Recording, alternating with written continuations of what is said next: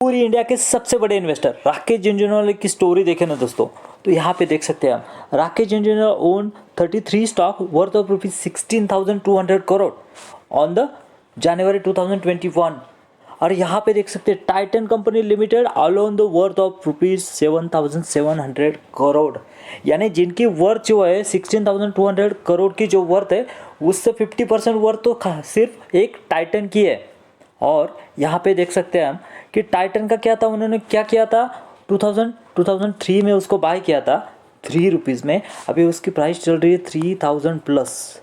जी हाँ दोस्तों, और इससे भी एक मज़ेदार बात, जब 2003 में इन्होंने टाइटन को बाय किया था तो उसका मार्केट कैप कितना था, उसका मार्केट कैप था 253 करोड़। दोस्तों इसका मतलब क्या हुआ, इसका मतलब है दोस्तों कि हमें एक ऐसी माइक्रो कैप या स्मॉल कैप कंपनी ढूंढनी है कि जो आगे जाके यहाँ पे लार्ज कैप में कन्वर्ट हो जाए। और जब भी लार्ज कैप में कन्वर्ट हो जाए तो हमारा मनी है, हमारा जो भी पैसा है वो वेल्थ में कन्वर्ट हो। जी हाँ दोस्तों, बहुत बड़ा पैसा इस कंपनी से हम बना पाए। दोस्तों मैं लाया हूँ आपके लिए एक बहुत बढ़िया कंपनी जिसका नाम है गोल्डियम इंटरनेशनल लिमिटेड, जो कि सिमिलर बिजनेस करती है टाइटन से। हम देखेंगे क्या सही में ये कंपनी आगे जाके टाइटन जैसा रिटर्न्स बना सकती है, सही में ये कंपनी आगे जाके टाइटन जैसा बिजनेस कर सकती है और हमारे पैसे को वेल्थ में क्रिएट कर सकती है। और सेकंड थिंग दोस्तों, इसमें दो जो है वो कंपनी का मोट है, मोट यानी इसका एक की फीचर है जो बाकी के बिजनेस जो है ज्वेलरी के बिजनेस है उसको इनसे अलग करती है। और एक रिस्क फैक्टर भी है इसमें, वो भी मैं इसमें डिस्कस करूँगा। सो हम जान पाएंगे कि सही में इस कंपनी में इन्वेस्ट करना है या नहीं। दोस्तों इससे पहले मैं बताना चाहूँगा कि बहुत बड़े बड़े इन्वेस्टर ने इसमें एंट्री ली हुई है, मुकुंद अग्रवाल, आशीष कचोरिया, ऐसे बड़े बड़े नाम इसमें शुमार है कि जिन्होंने इस कंपनी में ऑलरेडी इन्वेस्टमेंट करके रखी है। दोस्तों पहले तो जानेंगे इसका बिजनेस क्या है, यानी ये करती क्या है, उसका रेवेन्यू जनरेशन कैसे आता है, उसका कस्टमर कौन सा है, ये सब इस वीडियो में पहले हम देखेंगे। ये कंपनी क्या करती है उसके लिए हमें पीछे जाना पड़ेगा। कहाँ पे, 1970 टू 1990 देख सकते हैं हम यहाँ पे। Goldiam international started the export cut and polish the diamond in 1986, यानी इन्होंने क्या किया, जो भी डायमंड है ना उसको कट करने का, उसको पॉलिश करने का, उसके बाद में उसको यूके और यूएस में एक्सपोर्ट करने का ये काम चालू किया इनिशियली। कहाँ पे, ये initially first cutting jewellery and the manufacturing company in the Mumbai में जो है उनका पहला मैन्युफैक्चरिंग प्लांट यहाँ पे चालू हुआ। अब आते हैं टिल डेट में। यहाँ पे अभी तक तो ये कंपनी क्या करती थी, सिर्फ डायमंड बनाती थी, लेकिन अभी इन्होंने क्या किया है, डायमंड से रिंग हो गया, पेंडेंट हो गया, ज्वेलरी हो गई, ऐसे बहुत सारे जो है वो प्रोडक्ट इन्होंने बनाने चालू किया। उसके वजह से क्या हुआ दोस्तों, देख सकते हैं हम यहाँ पे। देखिए जब ये मैंने दो मोड की बात की थी ना, मोड नंबर 1 ये है दोस्तों। मोड का मतलब क्या है दोस्तों, एडिशनल बेनिफिट अपने कॉम्पिटिटर से ये जो है इसको एडिशनल +1 बनाती है। क्या किया इन्होंने, मैन्युफैक्चरिंग ऑफ द डायमंड ये तो पहले से करती थी 1986 से।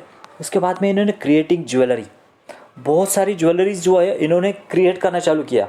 उसके बाद में उसको डिज़ाइन करना चालू कर दिया। और ये जो है बैकवर्ड इंटीग्रेशन, यानी इसका मतलब क्या हुआ, डायमंड तो खुद का ही है, उसके बाद में उसके ऊपर जो क्रिएशन लगेगा ये इसका मार्जिन प्लस इसका मार्जिन, ये दोनों का मिला के क्या हुआ दोस्तों, ये बैकवर्ड इंटीग्रेशन होता है। और कोई जो भी कंपनी बैकवर्ड इंटीग्रेशन करती है उसको जो है उसका बेनिफिट मिलता है और लॉन्ग टर्म में वो आगे जाती है। उसके बाद में देखेंगे दोस्तों, इसमें 2 टाइप के डायमंड होते हैं, जो भी काम करते हैं ना उसमें 2 टाइप के डायमंड होते हैं। माइन डायमंड जो कि हम माइन से होते हैं, वहाँ पे खोद के जो डायमंड्स निकाले जाते हैं उसको कहते हैं माइन डायमंड्स। उसका माइन डायमंड्स का क्या रहता है दोस्तों कि ये डायमंड जो है वो बहुत सारे हज़ारों साल तक वो माइन में रहता है। उसके बाद में वो कॉम्प्रेस होता है, कॉम्प्रेस होने के बाद में वो जो प्रेशर क्रिएट होता है उसके वजह से क्या होता है, वो डायमंड क्रिएट होता है। Okay, that one is.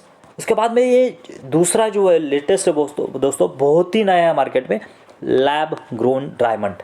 ये क्या चीज़ है दोस्तों, ये चीज़ ये है कि इसको जैसे कि मैंने बताया ये नेचुरली जो है कॉम्प्रेस होकर हज़ारों साल के बाद में ये डायमंड बनता है, लेकिन ये डायमंड जो है वो लैब में क्रिएट किया जाता है। ऐसा केमिकल कंपोजिशन होगा, उसके बाद में उसके प्रॉपर्टीज़ हो गए, ऐसे क्रिएट किए जाती है कि एक्चुअल में ये जो है वो लाइक अ माइन डायमंड। और जब भी हम देखते हैं तो उसको सर्टिफिकेट भी दिया जाता है, इसको जो है वो सर्टिफिकेट भी दिया जाता है कि हाँ ये जो है वो एग्जैक्टली सिमिलर है।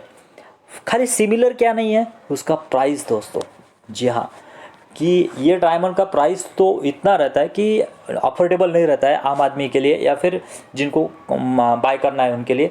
लेकिन ये जो लैब ग्रोन डायमंड रहते हैं दोस्तों, नियर अबाउट 50% इससे चीप रहते हैं, यानी 50% के डिस्काउंट के हमें ये सिमिलर कैटेगरी वाले डायमंड मिल जाते हैं। सो दोस्तों ये तो हो गई एक बात, मोड नंबर 1। मोड नंबर 2 की बात तो दोस्तों, मोड नंबर 2, ये कंपनी अभी क्या कर रही है दोस्तों, जैसे कि कोई भी हमें ज्वेलरी सेल करनी है तो मैक्सिमम इसका मार्केट जो है ना दोस्तों यूएस में। और यूएस में क्या करती है, ये जो है वो होलसेलर को नहीं यूज़ करते, सेल करती है। ये 80% जो है ना दोस्तों, 80% मटेरियल या फिर 80% ज्वेलरी ये जो है रिटेलर को देती है डायरेक्ट, यानी जो शॉप ओनर होते हैं उनके पास देती है। और उसके वजह से क्या होता है दोस्तों, उसके वजह से इनका मार्जिन जो है इम्प्रूव हो जाता है, इम्प्रूव यहाँ पे मार्जिन हो जाता है। अनदर वन, यहाँ पे इन्होंने क्या किया है, ऑनलाइन भी पोर्टल चालू किया, इसके वजह से ऑनलाइन भी ये ऑर्डर प्लेस करते हैं और उसके वजह से उनको ऑर्डर आते हैं।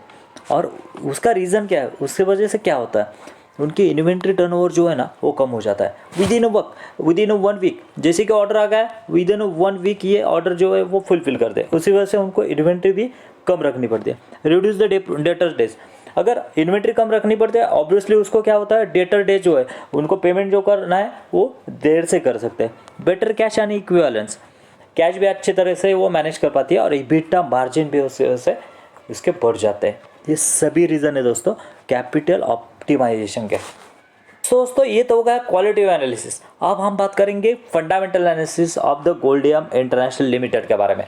दोस्तों मार्केट कैप की बात की जाए तो 1551 का मार्केट कैप, यानी जो कि हमने देखा था टाइटन का 253 का मार्केट कैप, इन्फ्लेशन की एडजस्ट किया जाए तो सेम मार्केट कैप यहाँ पे हमें देखने को मिलता है। करंट प्राइस देखेंगे तो 142 और लो और हाई की बात करेंगे तो 179 120, मतलब मीडियम पी पे ये चल रहा है। उसके बाद में देखेंगे दोस्तों PEG रेशियो देखिए 0.56, यानी एक अंडर वैल्यूड स्टॉक हमें यहाँ पे दिख रहा है, ज़्यादा इतना भागा है फिर भी ये अंडर वैल्यूड लग रहा है। उसके बाद में ROC और ROE की बात करेंगे दोस्तों तो 21 और 15, यानी एक बहुत बढ़िया ROC और ROE जो है कंपनी मेंटेन कर रही है। आई होप आगे जैसे जैसे ये बिजनेस जो है बढ़ेगा आगे जाके वो बहुत ज़्यादा इम्प्रूव होंगे। और इसके बाद में एक बहुत इंपॉर्टेंट बात दोस्तों क्या है, वो है दोस्तों डेट टू इक्विटी रेशियो। कोई भी कंपनी है ना दोस्तों, ये जो ज्वेलरी फील्ड में है ना, उसको बहुत ज़्यादा कैपिटल की ज़रूरत पड़ती है, क्योंकि रॉ मटेरियल जो वो बाइंग करना पड़ता है स्पेशली रशिया से। अगर आप डायमंड जो है, ये कंपनी क्या करते हैं इसका दोस्तों कि 80% जो है वो माइन डायमंड से आता है इसका रेवेन्यू, और 20% जो है वो जैसे कि मैंने बताया कि लैब ग्रोन से बनता है। तो उसके लिए 80% जो होता है ना दोस्तों उसको बाइंग करना पड़ता है, उसके लिए ह्यूज कैपिटल की ज़रूरत पड़ती है। अगर फिर भी इसका जो है डेप्ट इक्विटी 0.01 है, यानी वर्चुअली डेप्ट फ्री है, तो ये बहुत बढ़िया साइन है। उसके बाद में और एक चीज़ दोस्तों, प्रॉफिट ग्रोथ देखिए 33% की प्रॉफिट ग्रोथ हमें यहाँ पे दिख रही है, यानी प्रॉफिट ग्रोथ भी बढ़िया है और वर्चुअली डेप्ट फ्री भी है। फंडामेंटल्स के हिसाब से बात की जाए तो बहुत बढ़िया फंडामेंटल्स मुझे लग रहा है। उसके बाद में प्रोमोटर होल्डिंग भी देखेंगे तो 67% की प्रोमोटर होल्डिंग जो है वो कंपनी ने बनाई हुई है। तो मैं रेटिंग के बारे में बात की जाए तो 10 आउट ऑफ 8 के बारे में जानना चाहूँगा, क्योंकि मुझे लग रहा है कि ये कंपनी का ROC और ROE थोड़ा सा इम्प्रूव होना चाहिए, जो कि पॉसिबल है, और जो कि सेल्स ग्रोथ भी मैं एक्सपेक्ट कर रहा हूँ कि थोड़ा सा ज़्यादा होना चाहिए, ये 2 पॉइंट के वजह से। और उसके बाद में देखेंगे प्रॉफिट एंड ग्रोथ दोस्तों, प्रॉफिट कंपनी सही में प्रॉफिट बना रही है या फिर कंपनी का सेल्स हो रहा है। तो देखिए दोस्तों यहाँ पे सेल्स की बात की जाए तो 264 से कंटिन्यूसली कंपनी का अभी यहाँ पे कितना है 533 566, यहाँ पे हमें डीप दिख रही है। उसका रीज़न क्या है दोस्तों, तो वो उसका रीज़न है दोस्तों मैक्सिमम जो उसका रेवेन्यू है वो US और UK से आता है, और UK जो है वो यहाँ पे रशिया और यूक्रेन का वॉर जो चल रहा है वो जियोपॉलिटिकल इशू के वजह से ये कंपनी जो है अपना सेल जो है बढ़ा नहीं पा रही है। उसी वजह से ये 2 साल में इवन तो हम देखेंगे तो यहाँ पे जो है वो रेवेन्यू थोड़ा सा डिप हुआ है। प्रॉफिट के बारे में देखेंगे तो देखिए दोस्तों सेम किस्सा यहाँ पे, जो कि लास्ट 2 ईयर्स से प्रॉफिट कंपनी का डिक्लाइन हुआ है और सेम उसी वजह से कंपनी का ROC और ROE जो है वो कम हुआ है, वरना वो अबाउट 20 था लास्ट 2 ईयर्स पहले। ओके, उसके बाद में बैलेंस शीट की बात करेंगे दोस्तों, तो बैलेंस शीट बहुत ही स्ट्रांग बैलेंस शीट मुझे यहाँ पे नज़र आ रही है। देख रहे कंपनी का जो है वो रिजर्व कैसे बढ़ रहे हैं 199 से 569। उसके बाद में बोरिंग देखेंगे, non negligible boring just only 3 crore. Okay, उसके बाद में यहाँ पे इन्वेस्टर की बात करेंगे ना दोस्तों, तो इन्वेस्टर की देखिए प्रोमोटर ने कहीं भी अपना स्टेक जो है बेचा नहीं है, हालांकि थोड़ा बढ़ाया ही है। उसके बाद में FIS है, FIS ने भी FIS की बात की जाए तो FIS थे लेकिन अभी जो है वो निग्लिजिबल FIS बने। DIS भी है, DIS भी थे अभी नहीं है।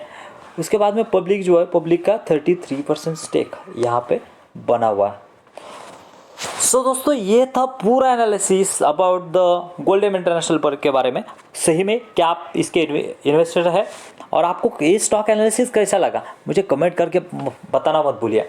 और एक बात, अगर आपने चैनल को सब्सक्राइब नहीं किया तो पहले सब्सक्राइब कीजिए। फिर मिलेंगे ऐसे वीडियो में। Thank you very much. जय हिंद।